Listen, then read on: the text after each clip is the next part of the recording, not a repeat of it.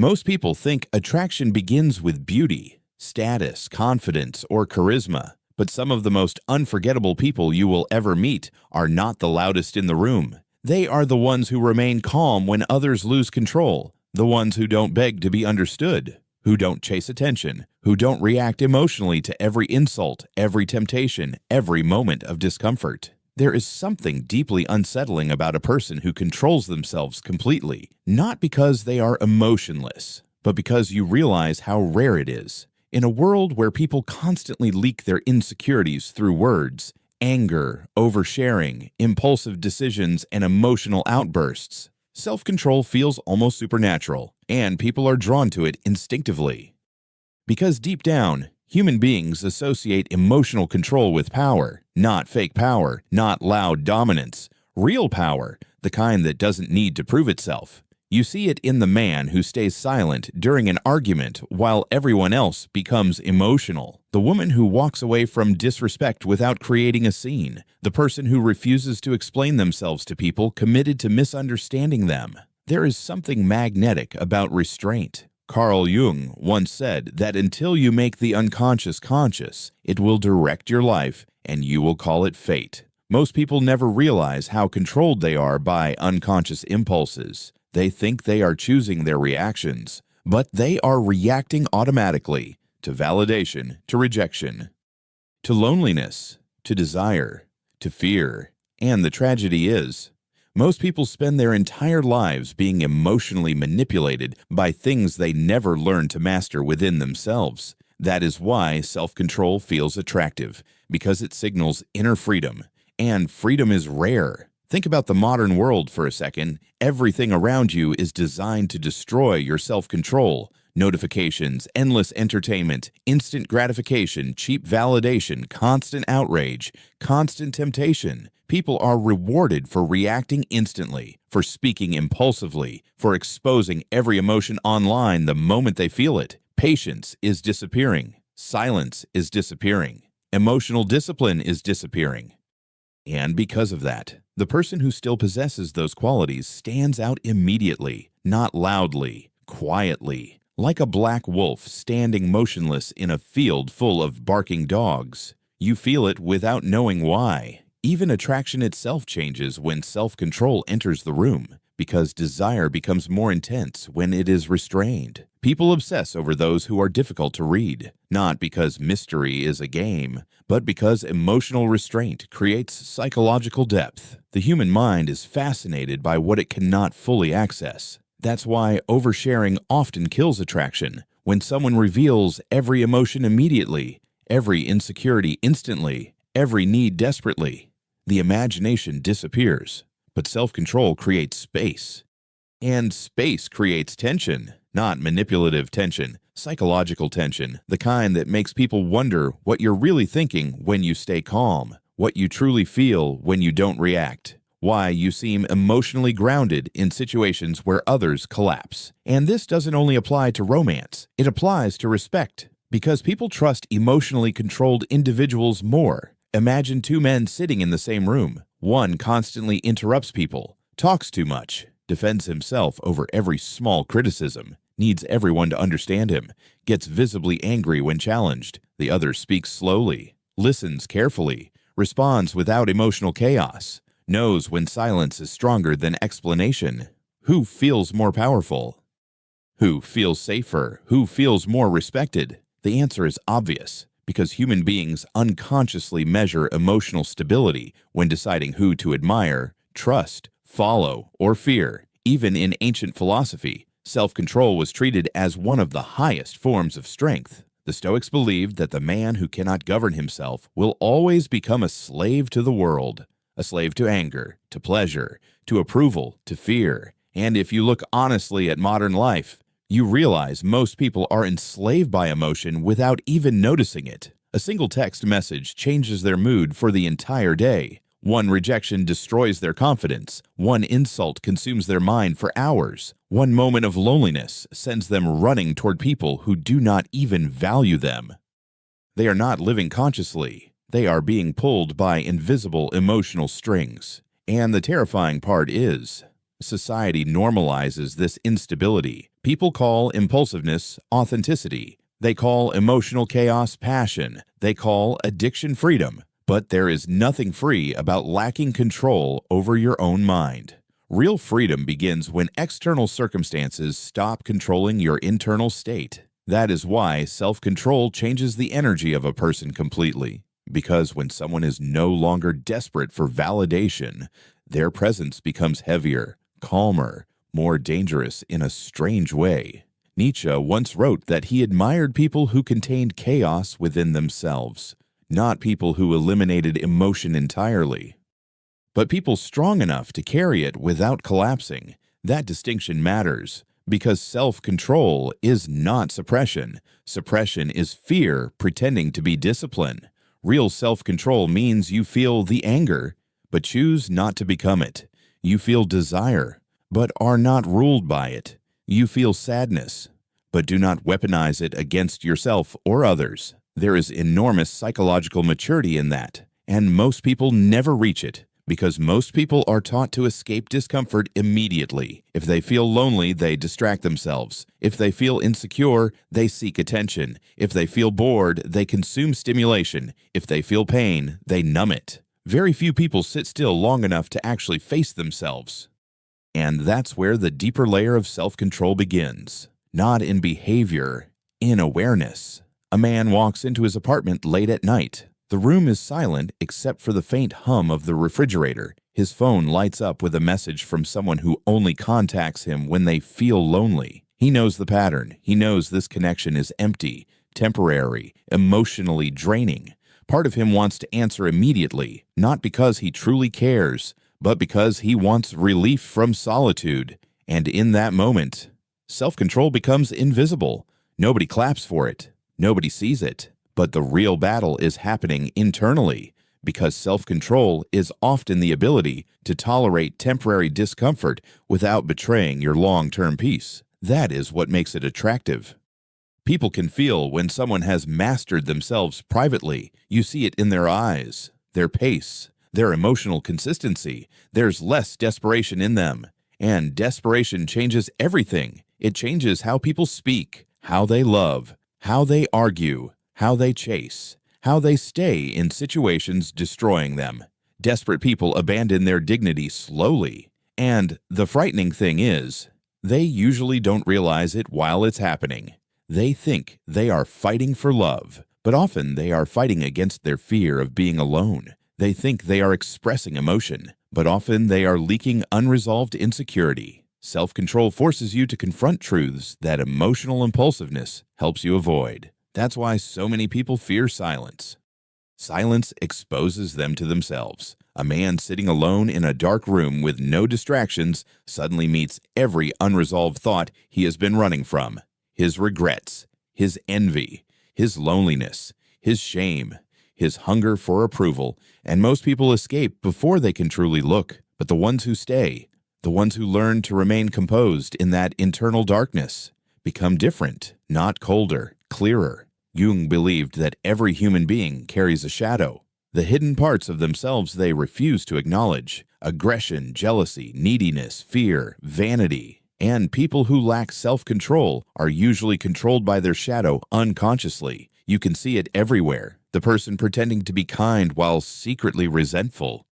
The person acting confident while desperately seeking approval. The person obsessed with appearing powerful because they feel weak internally. Uncontrolled emotion leaks through behavior eventually, always. That is why emotionally disciplined people feel authentic, because they are usually more aware of their own darkness. And awareness creates restraint. Ironically, people often mistake self-control for emotional emptiness, but the opposite is usually true. The calmest individuals often feel the deepest emotions. They simply learn that not every feeling deserves expression. That realization alone changes your entire life. Not every emotion deserves a reaction. Not every thought deserves a voice. Not every desire deserves pursuit. Maturity is realizing that your impulses are not your identity. You are the observer behind them. And once you understand that, your entire relationship with yourself changes. You stop worshiping temporary emotion. You stop treating every feeling like absolute truth. Because feelings are unstable. One moment you want revenge, the next moment you regret it. One moment you crave attention, the next moment you feel disgusted by your own neediness. Human emotion is fluid. Self-control creates stability inside that chaos. And stability is deeply attractive because so few people possess it anymore, especially today. Modern culture rewards emotional exhibitionism. Everyone performs themselves constantly, online, in relationships, in friendships. People carefully construct personalities designed to gain approval, but controlled people often move differently. They do not need everyone to witness their pain. They do not advertise every achievement. They do not force their emotions into every room they enter. And, strangely, this restraint creates more presence, not less, because attention naturally moves toward what feels grounded. Imagine a crowded party. Everyone is talking loudly, trying to appear interesting, trying to dominate attention. Then there is one person standing calmly near the edge of the room, relaxed, observant, comfortable without performing. People notice them, not because they are trying to be mysterious, but because inner stillness has become rare, and rarity attracts attention automatically. Schopenhauer once suggested that much of human suffering comes from endless desire, the endless craving for more validation, more pleasure, more recognition, and you can see this addiction everywhere now. People cannot sit with themselves for 10 minutes without reaching for stimulation. Their minds constantly search for escape. But self-controlled individuals slowly develop something unusual. They become less controllable by the external world. That changes relationships dramatically, because emotionally reactive people are easy to manipulate. Flattery controls them, rejection controls them, attention controls them, fear controls them. But when someone becomes internally grounded, manipulation stops working as easily, and people feel that immediately. People feel there's a certain discomfort others experience around someone who cannot be emotionally baited, not because that person is emotionless, but because emotional chaos no longer owns them. This is why emotionally disciplined people sometimes intimidate others unintentionally. Their calmness exposes instability in people around them. A person screaming during conflict becomes even angrier when the other refuses to lose composure. Why? Because emotional reactions are often attempts to gain psychological control. And when someone remains calm, the manipulation fails. That calmness becomes a mirror, and mirrors make people uncomfortable, especially when they reveal weakness people were trying to hide. But self-control is not about becoming passive. This is important. Some people confuse emotional discipline with becoming weak, quiet, or submissive. True self-control is not weakness. It is controlled power, like a sword that remains sheathed. Anyone can explode emotionally. That requires no mastery. But remaining composed while feeling intense emotion, that requires enormous strength. A father stands in his kitchen after a brutal day at work.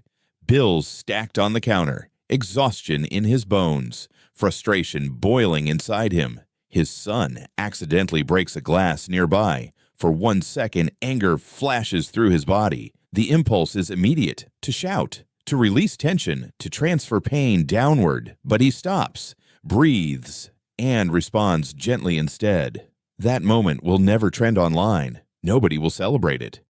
But that is real strength. The ability to interrupt inherited chaos. The ability to absorb emotion without spreading it. That kind of self-control changes generations. Because emotionally uncontrolled people often create emotional damage far beyond themselves. One moment of uncontrolled anger can scar someone for years. One impulsive betrayal can destroy trust permanently. One emotional weakness repeated over decades can ruin an entire life. That is why self-control is not merely attractive. It is sacred. It protects people from becoming prisoners of their lowest impulses. And yet, developing it is painful, because self-control requires confronting parts of yourself that are deeply uncomfortable. You begin noticing how often your ego wants validation, how often your pride wants revenge, how often your insecurity wants reassurance, how often your loneliness wants to settle for less.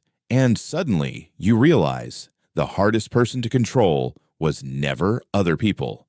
It was yourself. That realization humbles you especially when you understand how much human behavior is driven by unconscious emotional hunger. Some people do not want love. They want distraction from emptiness. Some people do not want connection. They want reassurance that they are worthy. Some people do not want power. They want protection from feeling insignificant. And when people lack awareness of these inner motives, they become controlled by them. That's why emotionally uncontrolled individuals often sabotage their own lives repeatedly. They chase temporary emotional relief without understanding the deeper wound underneath. But self-control forces deeper honesty. It asks difficult questions. Why am I reacting this strongly? Why do I need this person's approval so badly? Why does rejection terrify me? Why do I constantly seek noise and stimulation? Most people never ask, because distraction is easier. But eventually, life exposes everyone. Pain strips performance away. Loss strips performance away. Loneliness strips performance away. And when those moments arrive, self-control becomes more than attractiveness. It becomes survival. A man sits alone after a breakup that shattered his identity. No messages, no distractions, no one telling him he matters. For the first time in years, he is forced to meet himself without external validation, and that moment becomes a crossroads. One path leads toward impulsive escape, addictions, rebounds, anger, self-destruction. The other path leads inward, toward discipline, reflection, emotional rebuilding. Most people underestimate how transformative silence can become when you stop running from yourself, because eventually you realize self-control is not about depriving yourself. It is about protecting yourself from becoming fragmented, from becoming controlled by every passing emotion, from abandoning your values every time life becomes uncomfortable. And strangely, once people develop genuine self-control, they stop needing to advertise themselves. Because inner stability removes the hunger for constant recognition, there is peace in that, quiet peace, the kind modern society rarely talks about. Not excitement, not stimulation, peace. And perhaps that is the deepest reason self-control is attractive, because calm people feel safe. Not weak safe, human safe. Their presence feels emotionally stable in a world filled with psychological chaos. You can relax around them. You trust them more. You believe their words more, because people who control themselves are less likely to betray themselves impulsively. And those who betray themselves often betray others eventually too. This is why restraint creates trust. If someone cannot control their anger, desires, ego, or impulses, how can anyone truly feel secure around them? Control over the self creates predictability, and predictability creates emotional safety. Even attraction itself becomes deeper when emotional discipline exists, because emotions become intentional instead of compulsive. Love becomes calmer. Respect becomes stronger. Communication becomes cleaner. There is less emotional manipulation, less desperate attachment, less chaos disguised as passion. And perhaps the saddest truth is that many people mistake emotional instability for intensity. They think toxic emotional highs are love. They think unpredictability is chemistry. They think obsession is connection. But real emotional maturity feels different. It feels calm, consistent, steady. Not because the emotions are weak, but because the person carrying them is strong enough not to weaponize them. That kind of strength changes every relationship, including the relationship you have with yourself. Because eventually, self-control gives you something most people spend their lives searching for externally: self-respect. And self-respect changes your entire energy. You stop begging. You stop chasing people who enjoy your desperation. You stop arguing endlessly to prove your worth. You stop abandoning your standards for temporary comfort, not because you become arrogant, but because emotional discipline teaches you your peace has value. And once someone truly understands the value of inner peace, they become far less willing to destroy themselves for temporary emotional satisfaction. That is why some people become quieter as they mature, not because they have less to say, but because they finally understand the cost of unnecessary noise. The older and wiser someone becomes, the more they realize that most conflict is fueled by unconscious ego, the need to win, the need to dominate, the the need to be validated, but self-controlled individuals no longer feel compelled to participate in every emotional battle presented to them. They choose carefully, and that restraint often looks powerful because it is. Imagine standing at the edge of the ocean during a storm, waves crashing violently, wind screaming across the water. Now imagine a mountain nearby, silent, unmoving, unaffected by the chaos surrounding it. That is what self-control feels like psychologically. Not the absence of emotion, but stability within emotion. And people are naturally drawn toward stability because life itself feels unstable enough already. Everyone is carrying invisible anxiety, invisible fear, invisible exhaustion. So when someone enters a room with grounded energy, people feel it immediately, even if they cannot explain it logically. And maybe this is the hidden truth nobody says out loud. Self-control is attractive because it signals emotional sovereignty, a person who belongs to themselves, not to trends, not to impulses, not to public opinion, not to emotional chaos. The modern world constantly pressures people to abandon themselves emotionally, to react instantly, to consume endlessly, to seek validation constantly. But those who resist this become rare, and rarity always carries value. Especially psychological rarity, because truly self-controlled people are not common. Most people can fake confidence for a few moments. Very few can remain emotionally grounded consistently under pressure. That is the real test, not how someone behaves when life is easy, but who they become when life wounds them. Do they become bitter, reactive, desperate, cruel? Or do they remain composed without becoming emotionally numb? That balance is extraordinarily difficult, and those who achieve it often become unforgettable. Not because they are perfect, but because their presence feels solid in a fragile world. At the deepest level, self-control is attractive because it reflects inner harmony, a person no longer at war with themselves. And maybe that is what every human being is secretly searching for.